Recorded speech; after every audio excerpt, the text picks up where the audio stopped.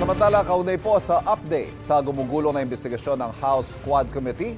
Makapanayam natin Surigao del Norte Representative at House Quad Committee Lead Chairman, Robert Ace Barbers. Kong, good morning.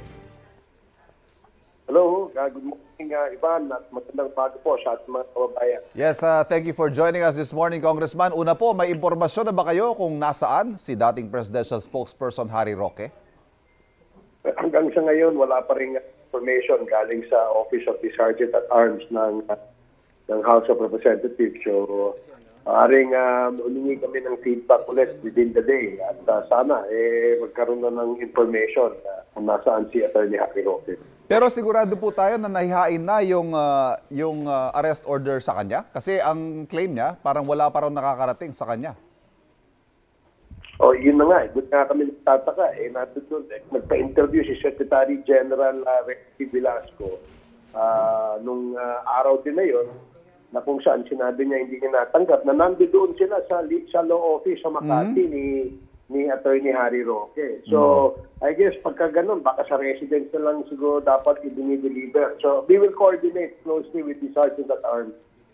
Opo. Kung sakali hong hindi siya maaresto, he wouldn't show up, ano ho magiging susunod na hakbang ng Quadcom? Well, kailangan talaga siya humarap sa amin sa next scheduled Quadcom hearing on illegal pogos. Kasi tentatively naka-schedule kami sa Webes na ang aming imbitado ay si Atty. Harry Roque, si Alice Go, at saka si Cassandra Ong, at saka iba pang mga personalities, no, na sana, hopefully nga, last na hearing na sana yan ng Quadcom.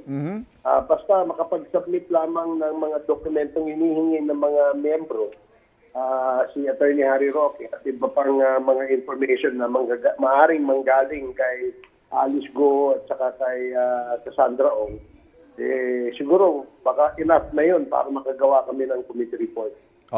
Kung ano naman yung komento ninyo sa sinabi ni dating Presidential Spokesperson Roque na wala raw mahanap ang pulisya o prosekusyon ng anumang ebidensyang mag-uugnay sa kanya sa illegal na pogo?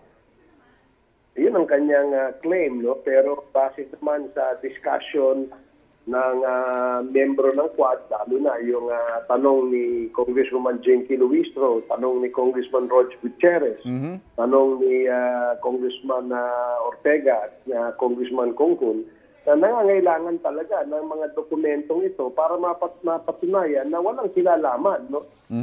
Si Atty. Harry Roque doon sa maaaring proceeds or illegal proceeds mula sa illegal pogo hub na ito. Ang question po kasi na tinanong sa kanya kung saan po maaaring nanggaling yung paglaki ng kanyang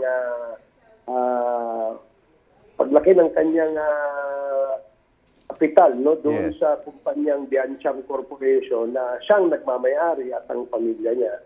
So, pagka ito ay napatunayan na mula doon sa kanyang binanggit na pagbibenta ng lupa ng kanyang kamag-anak sa multinational subdivision sa Parañaque, 1.8 hectares daw po ito, at iba pang mga transaksyon, maaaring makita natin doon at mapatunayan na talagang hindi galing sa illegal pogo hub na Lucky South 99. Dahil nga ang sinasabi po ng aming mga kasamahan na siya po ay nag-aabogado. Although dinedenay niya ito, siya po ay nag-aabogado dito sa Lucky South 99 na ito. Nung ito ay umarap sa PAGCOR, nung ito ay may nakitang dokumento nung ni-raid yung PORAC sa Pogo Hub, may nakitang dokumento na nagsasabing siya ay legal officer, at yung sudden increase daw ng kanyang yaman, no? Mula ng period ng 2016 to 2019. Na ito yung kasagsagan ng operation ng Pogo. Yes, very adamant ho si Atty. Roque sa kanyang refusal na magsumite ng mga ganitong dokumento dahil una-una, wala raw itong kinalaman sa inyong sinasagawang investigasyon at ito raw ay witch hunt, yung pagpilit sa kanya na isumite yung mga private documents sa kanilang pamilya. Alam mo, Ivan, yung mga dokumentong yun, siya ang nangako na magbibigay. Hindi naman voluntaryo niyang sinabi yun. Binolunteer, Tinanong siya nag-offer na ibibigay niya yun. Ngayon, nung hinahanap na, witch hunt na. Ano ba talaga totoo?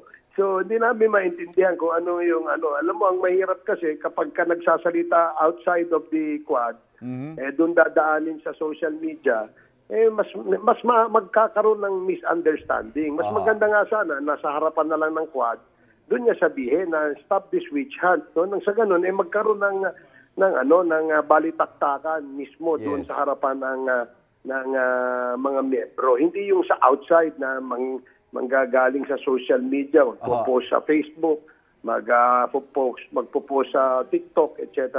Medyo mas nakakasama pa nga yun eh. Yes. But kung as it stands, sa tingin po ninyo, gaano ba kalawak yung koneksyon ni Attorney Roque sa mga illegal na pogo based on what you know so far?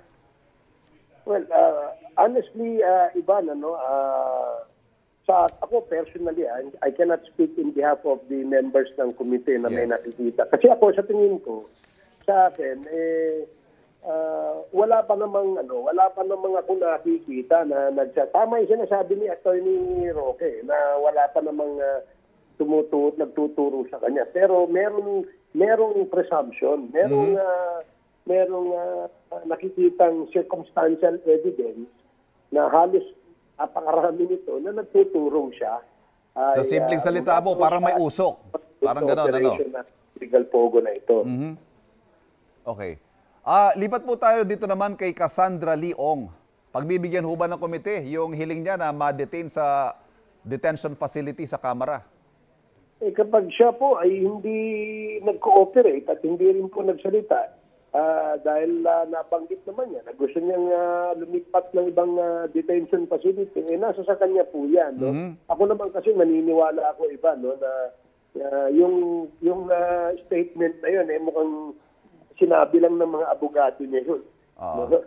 At kung tutusin sa aming sa kanyang demeanor nung huling hearing namin, parang gusto niya magsalita, gusto niya magsabi ng mag-share ng information, pero napipigilan lamang siya nitong kanyang mga abogado. Kaya dapat bigyan siya sa huling pagkakataon, bigyan siya ng opportunity na magsalita. Pero pag ayaw pa rin niya, wala na po kami magagawa. Pagbibigyan po namin yung kanyang gustong tulungan sa bigutan o hindi kaya sa Women's Correctional. Si dating Pangulong Duterte naman, Kong, iimbitahan po ba sa pagdinig ng Quadcom? Lalo't ito, sinasangkot siya sa pagkamatay ng 3 Chinese drug lords.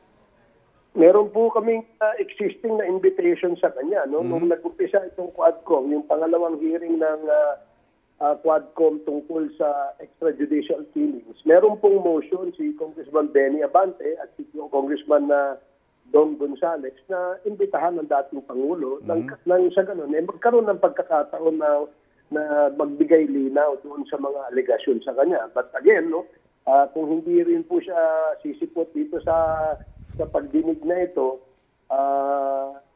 amin pong re-restituhin niya. At in deference to him, being the former president ng ating bansa, bibigyan po namin ng ganyang klaseng kortesiya ang ating dating Pangulo. Finally, Kong, ito naman si Alice Go. Kailan mabalak isa lang sa pagdinig ng Quadcom? Meron kaming tentative schedule ngayong linggong ito and hopefully ay mapagbigyan kami na umattend itong si Alice Go sa amin. Kung hindi pa rin siya magko-cooperate, wala na po kami magagawa din sa kanya at nasa sa kanya po yun. So hopefully itong next scheduled Quadcom hearing on Thursday, mapagbigyan kami. Kong, maraming salamat. Nakausap po natin Surigao del Norte Representative House Quad Committee Lead Chairman Robert Ace Barbers. Good morning po. Good morning. Salamat. Kapuso, para laging una ka sa mga balita, bisitahin at mag-subscribe sa GMA Integrated News sa YouTube. Sa mga kapuso abroad, samahan nyo kami sa GMA Pinoy TV at sa www.gmanews.tv.